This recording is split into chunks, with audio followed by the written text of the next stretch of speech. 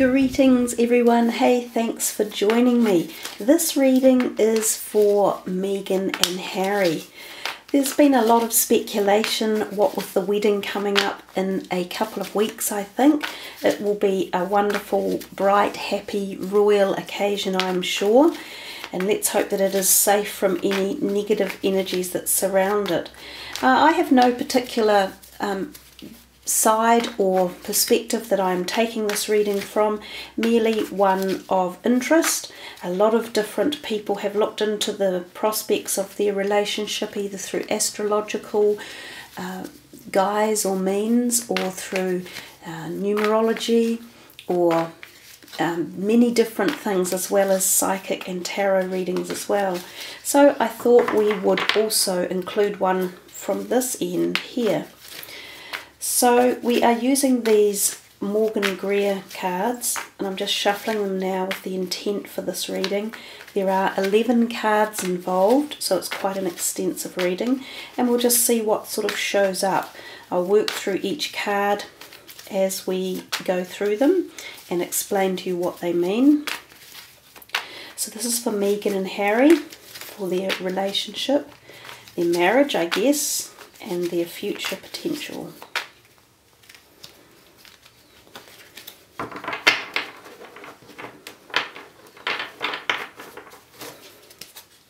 So 11 cards in all. The first one is the Judgment reversed, then the Hanged Man. I will do 5 in a row, 2 rows of 5, and then the final card at the end.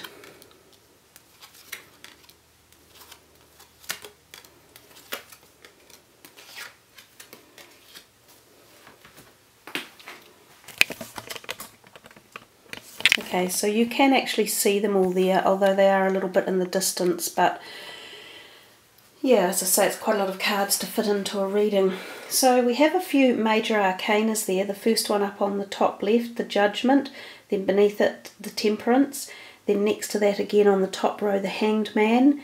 Then we have 2 aces in the reading, the Ace of Swords and the Ace of Pentacles. We also have another major arcana down here, the Magician, and we have a court card, 2 court cards above and beneath each other, the Knight of Pentacles and the Queen of Pentacles. We have the 10 of Wands and the 8 of Coins or Pentacles, and we have the 10 of Swords over here reversed.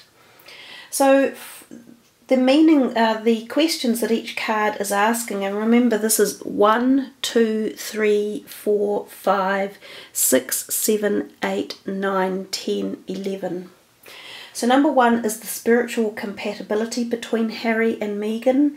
Number 2 is the emotional compatibility between Harry and Meghan. Number 3 is the mental compatibility between them. Number 4, Harry's wants and needs. And number 5, Meghan's wants and needs. Number 6, which brings us down here, is the relationship potential for these needs to be met. And number 7 is the differences between Harry and Meghan that will work in favour of the relationship. Then the difference between them that will not work in their favour. Number 9 is, can Harry be happy with Meghan? And number 10, can Meghan be happy with Harry? And number 11, the overall view or outcome. So as you can see, it's quite a convoluted and long reading. Might not have been perhaps the best spread to pick, but I sort of decided that this would be an interesting one, covering off many different aspects or perspectives of the relationship. So we can see that we have a few reversed cards in there. So we have 1, 2, 3, 4 reversals, and we all know that reversals just indicate a few periods of requirement of harder work around situations, or sometimes when we feel there is a block and that there is an inability to perhaps perceive a way around it, or a lack of understanding on how to work through situations.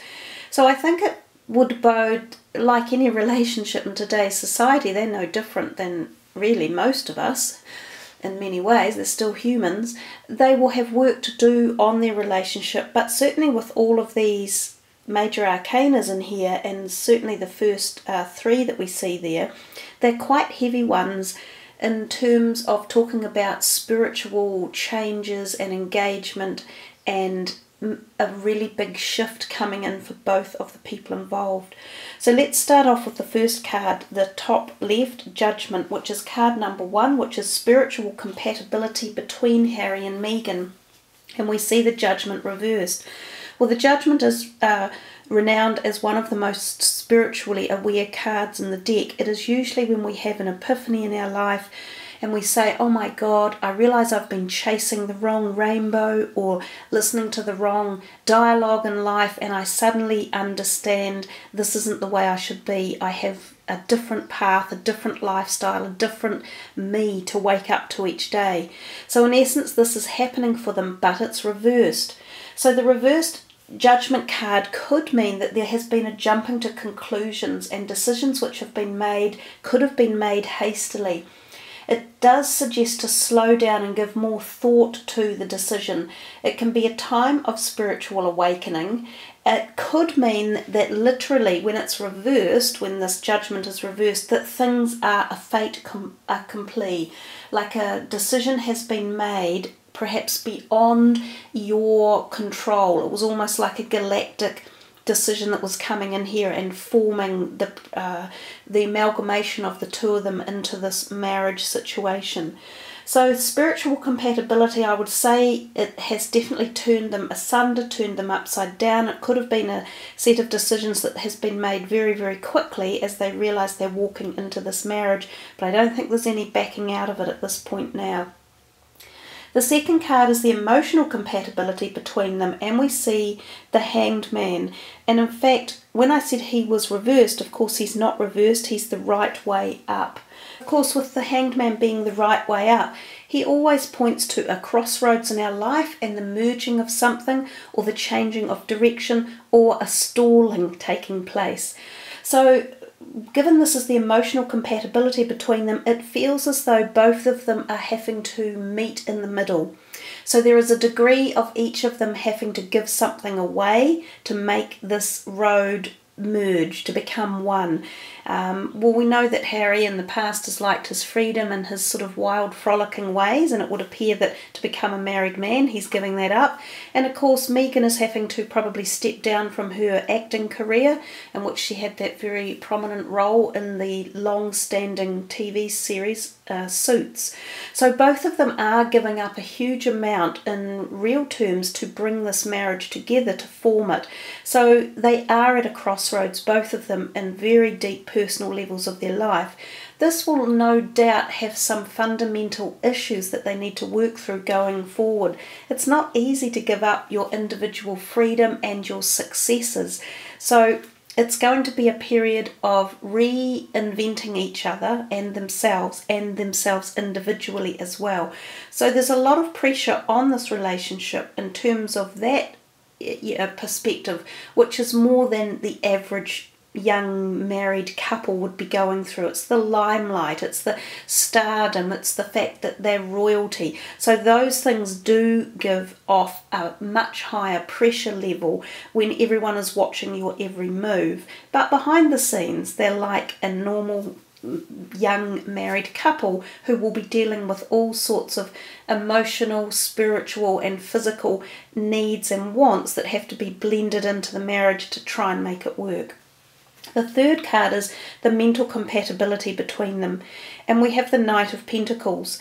He is a very grounded energy. He's nice and kind of earthy, slow, methodical, logical and intelligent thinking. He's one of the earth sign symbols. That's what the pentacles are, and the Knight of Pentacles often brings about new ideas or new beginnings, because that's what the knights can tend to do, those and the pages. So they're suggesting it could be a nice combining of slow energies of thought, because this is what the mental compatibility between them will be, and possibly their mental enjoyment in life together could be that of finances or money.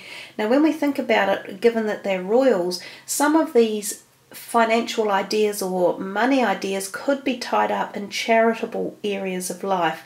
So there could be a great passion between the two of them to work for charities or somehow have money involved or tied up with their compatibility.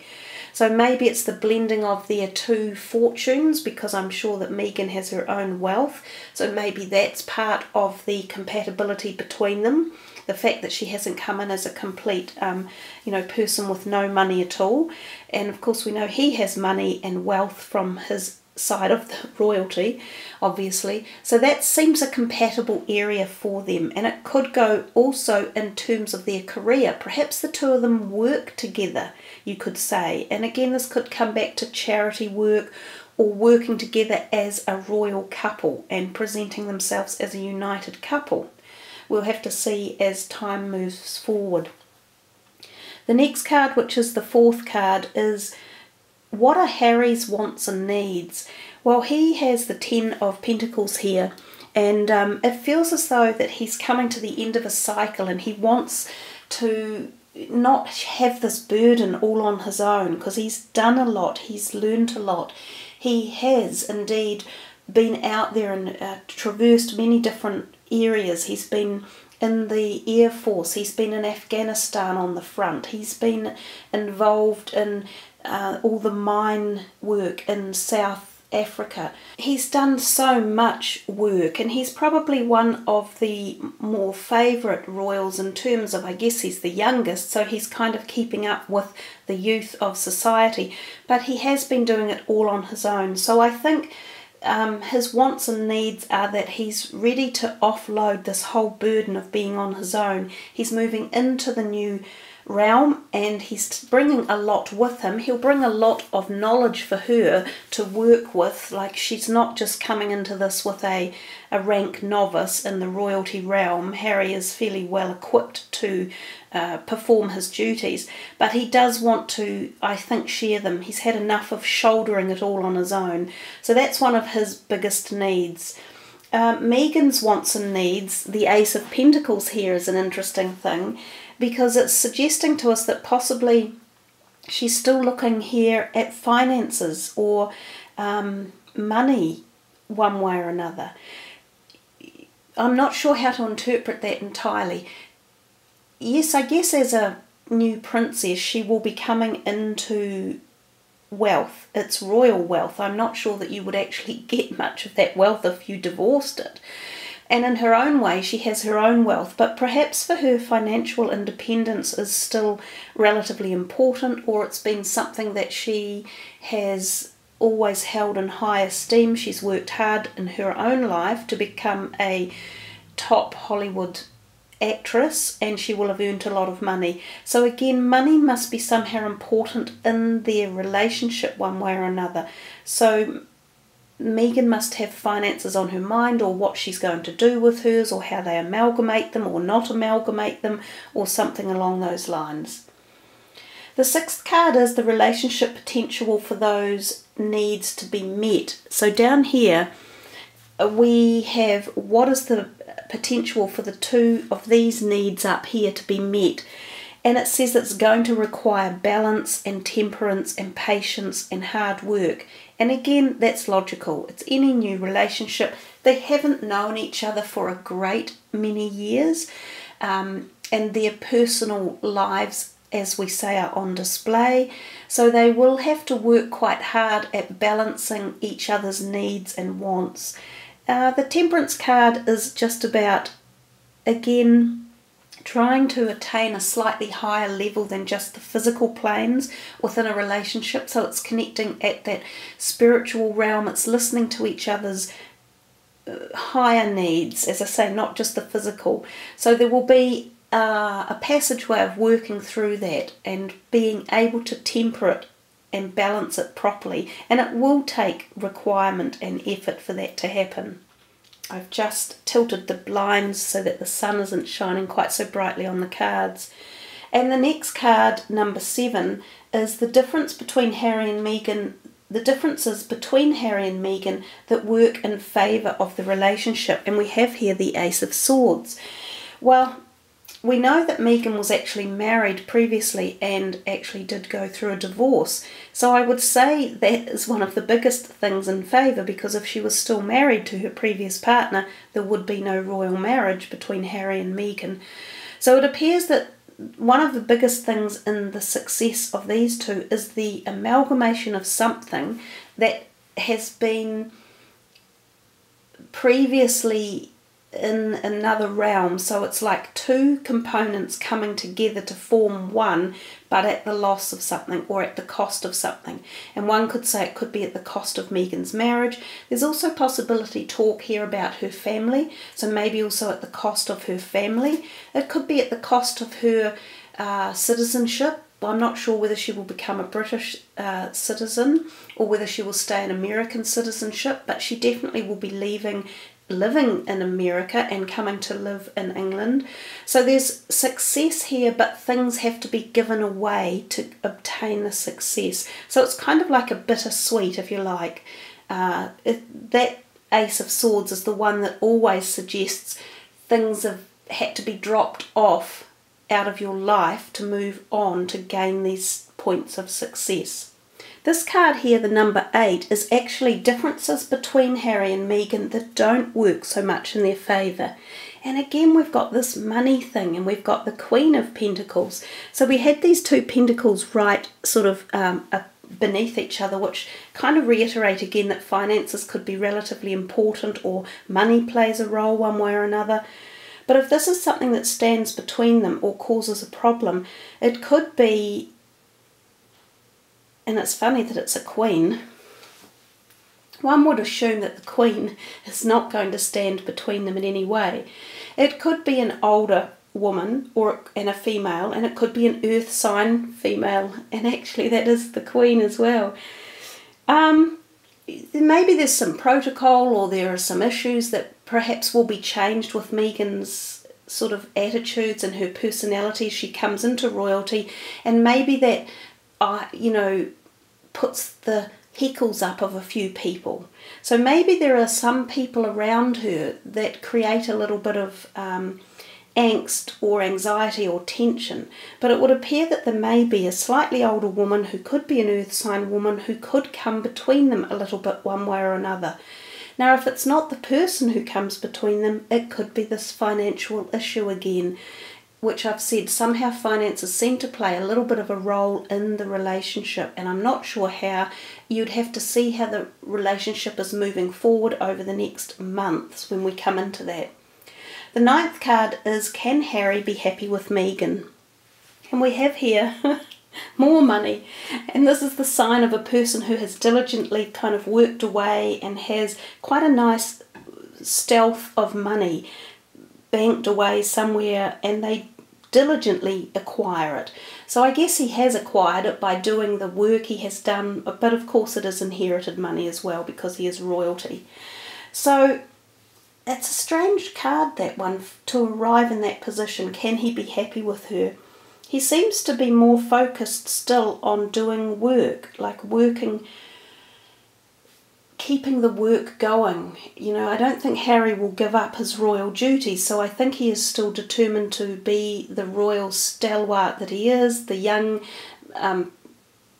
younger of the royal family that's out there working and doing the diligence and maybe keeping the charities going, or the whatever it is in particular that Harry does. So it doesn't seem to me to tie that well into the relationship at this point in time. And the next question is, can Meghan be happy with Harry? And we see the reversed magician here. Now, the reversed magician is about making higher and better use of one's power, but it can signal being reluctant to use one's newfound power in a spiritual manner that precedes the good for all. So it can indicate, it still suggests self-thinking, or the fact that you can even be scared and, worried that you may not be living up to expectations, and that you doubt yourself, that you worry what people think of you, that you're not good enough, or that you're not fitting in well enough. So this is all how Meghan might feel as the pressures mount for this whole royal you know, performance and being in the spotlight all the time. It's probably not an easy role, even though she is an actress. So I think she goes through a great deal of doubting things and perhaps not ready to move out of the self role enough. So she has shown really good signs of it and really great indicators of being a brilliant support person for Harry, and inevitably she will become her own personal princess in her own right that will be out there being able to give back to society and be positive and encourage and create things. That's kind of their role in life. So I think maybe she might find it a wee bit stifling or a little bit too much, and she might doubt herself at some points. So that will take a bit of working through for them, but you'd expect that. Look, it wouldn't be different for anyone. Yeah, they kind of, to me, when we're talking here about the two of them being happy with each other, I'm getting the feeling that they seem to be individually thinking about themselves or individually involved with themselves, as if the relationship hasn't fully amalgamated or merged together. It's almost more like a working relationship, like there's more of a contract. It's more like a contract almost between them, as opposed to this great romantic love. It feels more like a dutiful marriage at this point when we're looking at these cards. And then the overall view or outcome is the Ten of Swords reversed over here. So we'll move all these ones a little bit closer in. And this is the overall outcome card here, the Ten of Swords reversed. So this could say, the Ten of Swords reversed could mean you've finally reached a clear and balanced perspective about your life and its circumstances. But it kind of says take one step at a time and trust yourself. You may think you are more ready for commitment than you actually are. So the overall outcome could be that the two of them ponder, like, wow, were we really ready for this? Did we really want all this commitment and all this work and this hassle and this public viewing into our lives? So there's a feeling still, and we have two tens in the reading, of course. We have the Ten of Swords up here, the Ten of Wands up here, and then the Ten of Swords reversed. So there is a feeling of endings of cycles, of some sort of coming to fruition and needing to understand the overall moving forward that is required. So I think it feels as though, as I said, there's a sort of a contract going on. It's a commitment. There is love there. I think they do love each other from the beginning, but somehow the deeper perspective of the role of this marriage takes over. It's more like dutiful. She'll probably wake up every day and go, oh my God, now we've got to go and do this, and we've got to be there, and we've got to go there, and we've got to do this, and it's like, blah, blah, blah. Can't I just be a wife? Can't I just be a mother? So I think that will be the stresses on the marriage, and it could take time to have that work through. It is a big ask of anyone to be always in the public eye. So I guess just to finish off, we might just pull a few cards just to see what is surrounding the two of them in the next short while, just to see if we come up with any other little pearls of wisdom. I think if they work really hard, they can get through it, but I think it is going to be a little bit tedious for possibly Meghan, and that she might find it restrictive and possibly a bit claustrophobic. Would be the kind of feeling you get from those cards. It won't be all just being a prince and princess type free love story. Okay, so this is for Meghan and Harry. What surrounds them?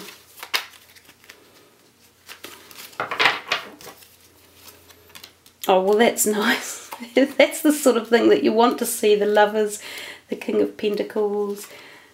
Well, there we go, another couple of eights and that reverse Judgment. So you can see when we just pull a few more cards out randomly with no set meanings or objectives, we did get the Lovers card, which is really nice. We would want to see something like that come in for a young lovers and married couple.